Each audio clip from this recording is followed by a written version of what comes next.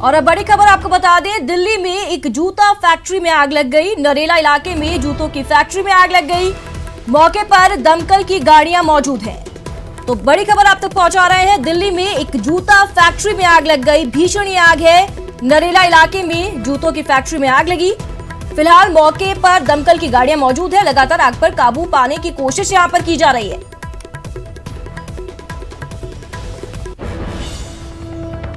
और चलिए अब शुरू करते हैं फटाफट खबरों का सिलसिला। राजस्थान में निकाय चुनाव के पहले चरण की वोटिंग कल शांतिपूर्ण तरीके से संपन्न हो गई। 49 नगर निकायों में कुल 71.53% मतदाताओं ने अपने मताधिकार का इस्तेमाल किया।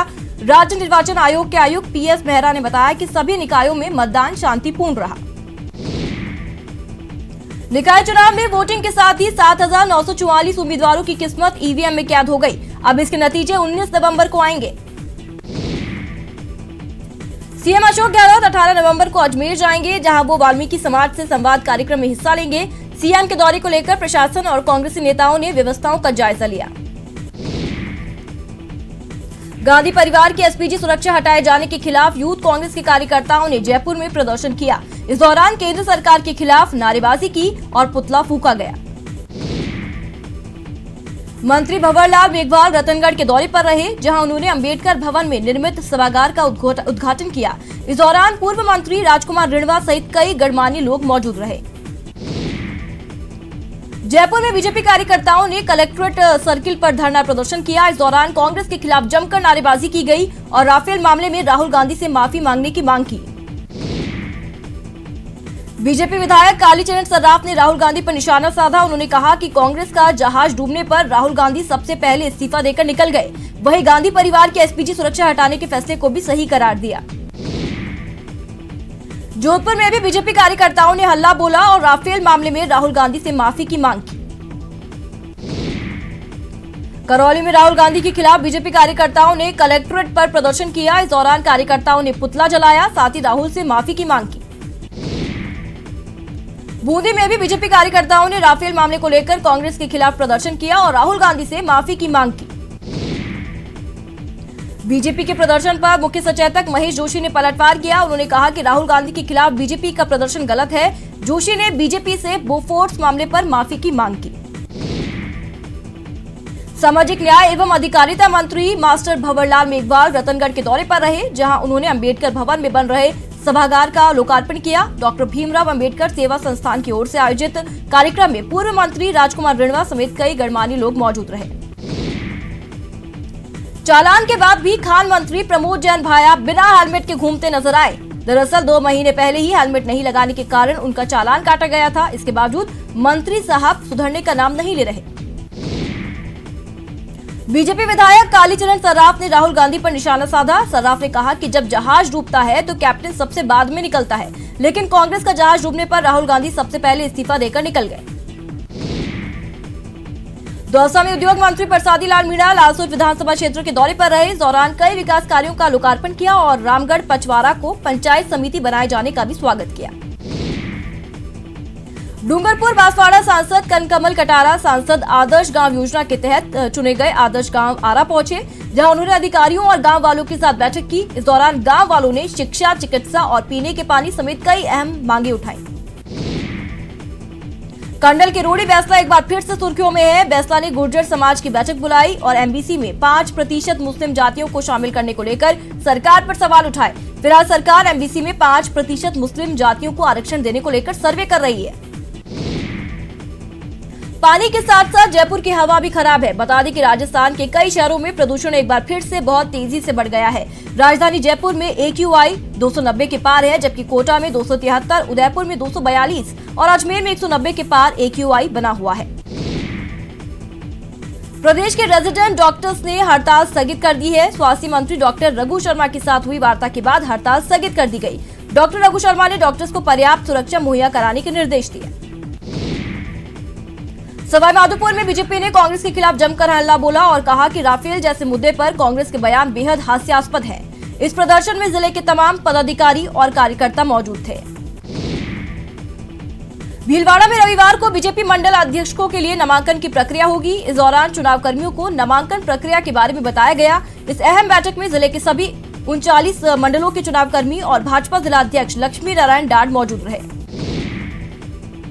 भीलवाड़ा के सूचना केंद्र चौराहे पर राहुल गांधी की चौकीदार चोर है वाले बयान में माफी मांगने की मांग को लेकर प्रदर्शन किया गया। वही मामले में सुप्रीम कोर्ट ने भी मोदी को क्लीन चिट देते हुए राहुल गांधी को माफी मांगने के आदेश दिए थे। प्रतापगढ़ नगर परिषद की साधारण सभा की बैठक काफी हंगामेदार रही। बैठक में सभी 30 पार्षद शामिल हुए। इस दौरान शहर में सफाई, बिजली, सड़क, पानी सहित कई मुद्दे छाए रहे। आखिर लंबे इंतजार के बाद ही राज्य सरकार ने ग्राम पंचायत समितियों के पुनर्गठन की अधिसूचना जारी कर दी है। सरकार ने अधिसूचना के प्रति राज्य निर्वाचन आयोग को भी रिपोर्ट सौंप दी है। अब प्रदेश में जनवरी-फरवरी में पंचायत चुनाव होंगे। करौली में नगर परिषद सभापति और सैनिटरी इंस्पेक्टर का विवाद अब तूल पकड़ने लगा है। एक और नगर परिषद के कर्मचारी वेतन भुगतान की मांग को लेकर कार्य बहिष्कार पर है, तो वहीं नगर निगम सभापति राजाराम गुर्जर के घर पुलिस की दबिश से बीजेपी नाराज है। सोशल मीडिया पर अपना फोटो डालकर दहशत फैलाने वाला एक आरोपी गिरफ्तार किया गया। अलवर की बांसूर पुलिस ने कार्रवाई करते हुए मोहन सिंह गुर्जर को गिरफ्तार किया। पुलिस के मुताबिक अवैध हथियार के साथ शख्स ने अपनी फोटो सोशल मीडिया पर वायरल की थी। जयपुर में जेडीए के प्रवर्तन दस्ते ने अवैध निर्माण के खिलाफ जोन 4 में कार्रवाई को अंजाम दिया। अफसरों ने बताया कि बहुमंजिला बिल्डिंग में बिना जेडीए की अनुमति तीसरी मंजिल का अवैध रूप से निर्माण है, जिसे ध्वस्त किया गया। इसी तरह रामेश्वरम कॉलोनी में सड़क सीमा से अस्थायी अतिक्रमण को हटाया गया। और अब बात झुंझुनू की, जहां के वार्ड नंबर 40 पर दो प्रत्याशी समर्थक आपस में भिड़ गए। दरअसल कांग्रेस प्रत्याशी नगमा ने निर्दलीय प्रत्याशी अवेश फारूकी पर आरोप लगाया कि उन्होंने महिलाओं के साथ मिलकर फर्जी वोटिंग कराई है। सूचना मिलने पर पुलिस मौके पर पहुंची और मामले को शांत करवाया। करौली के टोडा भीम में चोरों के हौसले बुलंद है। यहां अज्ञात चोरों ने एक सोने मकान को निशाना बनाया और घर से सोने चांदी के जेवर सहित 1.5 लाख रुपए की नकदी पर हाथ साफ कर लिया। वही घटना की सूचना पर आसपास के लोगों की भीड़ मौके पर जमा हो गई। वही पुलिस अब चोरों की तलाश में जुट गई है। प्रतापगढ़ में पूजा अवाना के निर्देशन में चलाए जा रहे धरपकड़ अभियान के तहत पुलिस को एक बड़ी सफलता हाथ लगी। पुलिस ने नाकाबंदी के दौरान मध्य प्रदेश की कनावटी जेल से 4 आरोपियों को भगाने में मदद करने वालों को गिरफ्तार किया। भीलवाड़ा के अपर सेशन न्यायाधीश ने ट्रक चालक की हत्या के मामले में खलासी को आजीवन कारावास की सजा सुनाई। 4 साल पुराने इस मामले में कोर्ट ने आरोपी पर 30,000 रुपए का जुर्माना भी लगाया। चूरू में विवाहिता से शराब में धुत शख्स ने मारपीट शुरू कर दी। फिलहाल महिला थाना पुलिस ने मामला दर्ज कर जांच शुरू की। जोधपुर में शनिवार का दिन हादसों का दिन रहा। दरअसल जिले के खिड़ापा गांव में रोडवेज बस की टक्कर में नागौर की नफीसा और उसके बेटे ने अपनी जान गंवा दी। वहीं इस हादसे में करीब 24 लोग घायल हो गए। बाड़मेर जिला मुख्यालय पर सेना के ट्रक और बस में भीषण भिड़ंत हो गई, जिसमें 9 सेना के जवान सहित 12 लोग घायल हो गए। सेना के 9 जवान घायल हो गए हैं, जिनको अस्पताल में भर्ती करवाया गया। यहां 3 गंभीर जवानों को जोधपुर रेफर किया गया। श्रीगंगानगर जिले में रात से ही लगातार बारिश का दौर जारी है। आसमानी बिजली गिरने से अनूपगढ़ और सूरतगढ़ क्षेत्र में करीब 3 दर्जन मवेशियों की मौत हुई। और अब बड़ी खबर आपको बता दें, पुष्कर से ट्रेलर की चपेट में एक स्कूटी सवार आ गया। स्कूटी सवार युवक की मौके पर ही मौत हो गई। पुलिस ने शव को मोर्चरी में रखवा दिया है। तो एक दर्दनाक हादसा, पुष्कर में ट्रेलर की चपेट में एक स्कूटी सवार आ गया और मौके पर ही उसकी मौत हो गई। फिलहाल पुलिस ने शव को मोर्चरी में रखवा दिया है।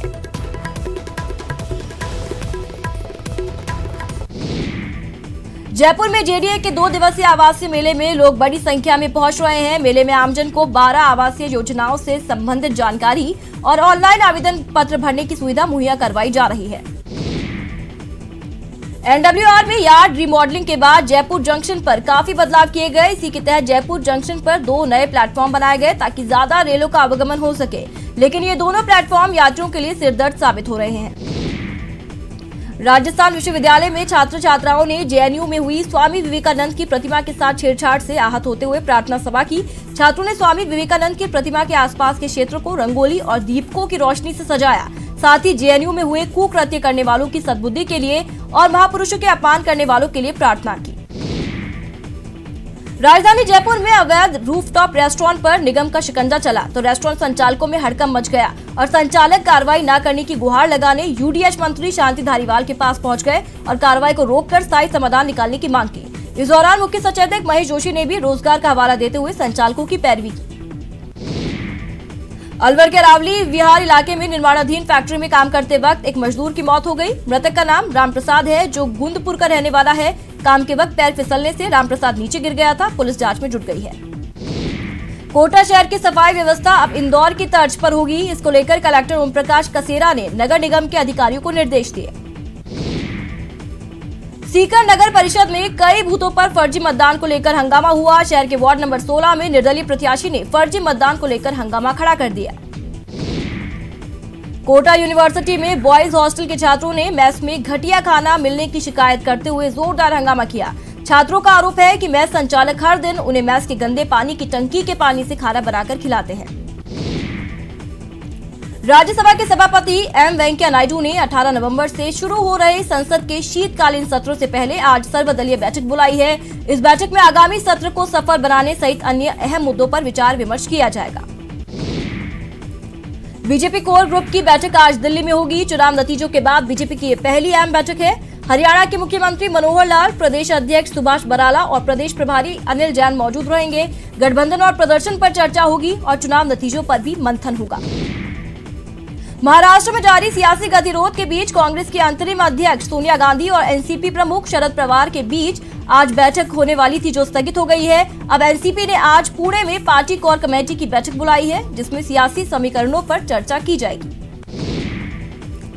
संसद का शीतकालीन सत्र 18 नवंबर से शुरू हो रहा है। इस सत्र को सफल बनाने और अन्य अहम मुद्दों पर विचार विमर्श करने के लिहाज से लोकसभा अध्यक्ष ओम बिरला ने विभिन्न दलों के नेताओं की सर्वदलीय बैठक बुलाई। इस बैठक में पीएम नरेंद्र मोदी समेत कई अन्य पार्टियों के सांसद शामिल हुए। ऑल इंडिया मजलिस-ए-इत्तेहादुल मुस्लिमीन AIMIM के अध्यक्ष असदुद्दीन ओवैसी भी शामिल हुए। वहीं एनडीए से हाल में नाता तोड़ चुकी शिवसेना की ओर से विनायक राउत बैठक में शामिल होने पहुंचे। Chief justice of India Ranjan Gogoi आज रिटायर हो रहे हैं। सुप्रीम कोर्ट में 13 महीने तक चीफ जस्टिस के पद पर रहकर उन्होंने बीते शुक्रवार अपना आखिरी दिन सुप्रीम कोर्ट में बिताया। बता दें कि चीफ जस्टिस रंजन गोगोई ने अयोध्या मामले पर सुनवाई करने वाली पीठ की अगुवाई की। सीजेआई रंजन गोगोई को असम में जेड+ सुरक्षा दी जाएगी, जहां वो रिटायरमेंट के बाद रहेंगे। असम पुलिस को गोगोई के डिब्रूगढ़ स्थित पैतृक आवास और गुवाहाटी में दूसरे घर की सुरक्षा के बंदोबस्त करने के आदेश दिए गए। लखनऊ में all India Muslim personal law board की ओर से आज बैठक होगी। इस बैठक में अयोध्या मामले पर आए सुप्रीम कोर्ट के फैसले पर रिव्यू पिटीशन दाखिल करने का फैसला लिया जाएगा। भारत ने मध्यम दूरी के बैलिस्टिक मिसाइल अग्नि 2 का सफल परीक्षण किया। सरकारी सूत्रों के मुताबिक ओडिशा के बालासोर से इस मिसाइल का सफल परीक्षण किया गया। केरल के सबरीमाला मंदिर को मंडला पूजा के लिए खोल दिया गया है। भारी सुरक्षा के बीच खोले गए सबरीमाला मंदिर में इस बार शांति है। हालांकि केरल पुलिस ने 10 महिलाओं को सबरीमाला मंदिर में अंदर जाने से रोक दिया। लता मंगेशकर के स्वास्थ्य में सुधार हो रहा है। उनके परिवार के प्रवक्ता ने शनिवार को ये जानकारी दी। लता जी को सांस लेने में दिक्कत की शिकायत के बाद कैंडी अस्पताल में भर्ती करवाया गया था। पेट्रोल की कीमतों में तेजी आई है। राष्ट्रीय राजधानी सहित देश के कई महानगरों में पेट्रोल महंगा मिल रहा है, तो वहीं डीजल का भाव अपने पुराने स्तर पर ही चल रहा है। तेलंगाना में जारी आरटीसी हड़ताल के दौरान आज ज्वाइंट एक्शन कमेटी ने भूख हड़ताल का फैसला किया। साथ ही हड़ताल कर्मचारी बस रोको विरोध प्रदर्शन करेंगे। इस विरोध प्रदर्शन को देखते हुए बस डिपोज के पास पुलिस की ओर से सख्त सुरक्षा इंतजाम किए गए। श्रीलंका में नए राष्ट्रपति के चुनाव के लिए कल मतदान हुआ, जिसके नतीजे आज आएंगे। चुनाव के दौरान हिंसा और गोलीबारी की घटनाएं हुई। इस बीच अल्पसंख्यक मुस्लिम मतदाताओं को ले जा रही बसों के काफिले पर कुछ बंदूकधारियों ने गोलीबारी की। इस फायरिंग में किसी के हताहत होने की सूचना नहीं है।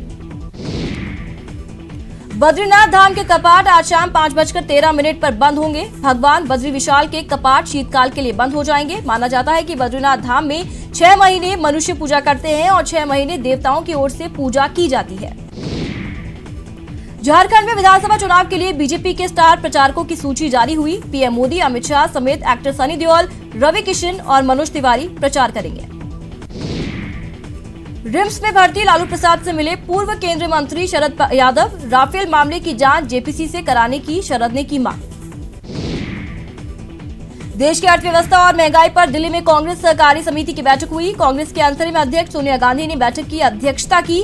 बैठक में महासचिव और प्रदेश प्रभारियों के साथ कांग्रेस शासित राज्यों के सीएम भी मौजूद हैं।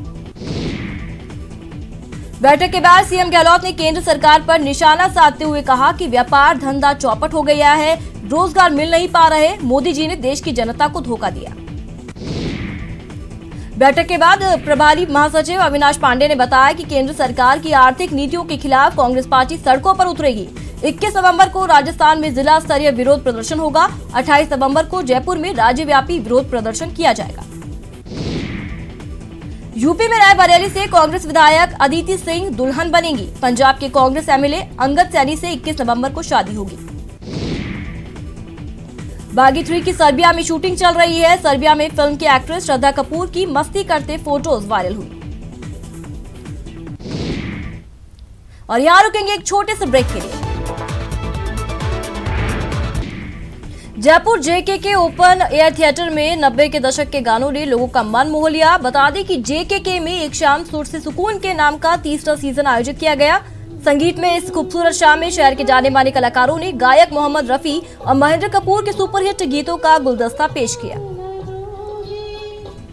छोटी काशी में आयोजित 15 दिवसीय बूंदी उत्सव के दूसरे दिन संध्या का आयोजन किया गया, जिसमें रंगारंग राजस्थानी लोक नृत्यों की प्रस्तुतियां दी गई। कार्यक्रम की शुरुआत उषा शर्मा ने मांड गायन से की।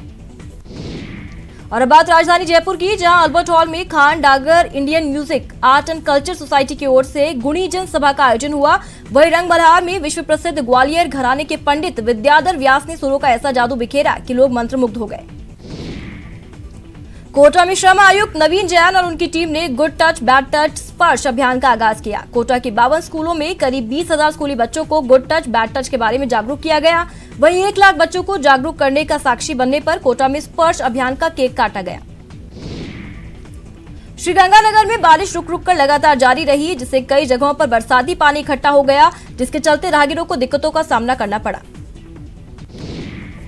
महाभियोग पर दोहरे मापदंड से अमेरिकी राष्ट्रपति ट्रंप आहत हैं। उन्होंने कहा कि अमेरिकी इतिहास में राष्ट्रपति पद का ऐसा कभी अपमान नहीं हुआ।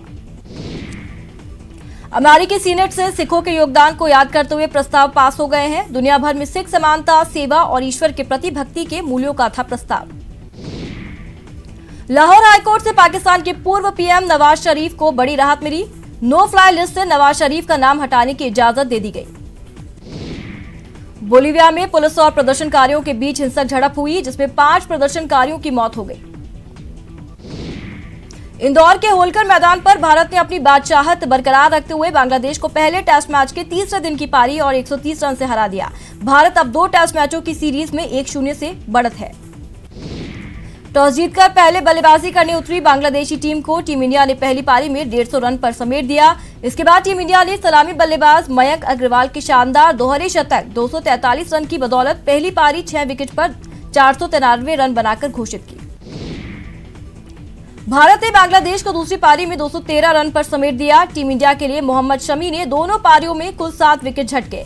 वहीं रविचंद्रन अश्विन ने 5 विकेट, जबकि उमेश यादव ने 4 और ईशांत शर्मा ने 3 विकेट झटके। सीरीज का दूसरा टेस्ट मैच कोलकाता के ईडन गार्डन में खेला जाएगा। इंदौर में चल रहे भारत बांग्लादेश टेस्ट मैच को देखने गीता पहुंची है। होलकर स्टेडियम में बच्चों के साथ पाकिस्तान से वापस लौटी गीता मैच का आनंद ले रही हैं। हालांकि स्टेडियम में जाने से पहले गीता को सुरक्षा और टिकट जांच के लिहाज से रोका गया, लेकिन सुरक्षा अधिकारियों ने जांच के बाद गीता को स्टेडियम जाने की इजाजत दी। इंदौर के होलकर स्टेडियम में मैच देखने विराट कोहली का डुप्लीकेट पहुंचा, जिसके साथ सेल्फी लेने के लिए लोगों की भीड़ उमड़ पड़ी। इंदौर में टीम इंडिया की जीत के बाद विराट कोहली ने दिव्यांग फैन पूजा से मुलाकात कर उसे ऑटोग्राफ दिया। बता दें कि जीत के बाद निकल रहे थे, उसी दौरान उनकी नजर पूजा पर पड़ी। बता दें कि पूजा स्टेडियम के बाहर विराट का इंतजार कर रही थी। और अब बात उस खबर की कर लेते हैं जिसे देखकर सीख लेने की जरूरत है। जी हां, राजस्थान में दहेज के खिलाफ बदलाव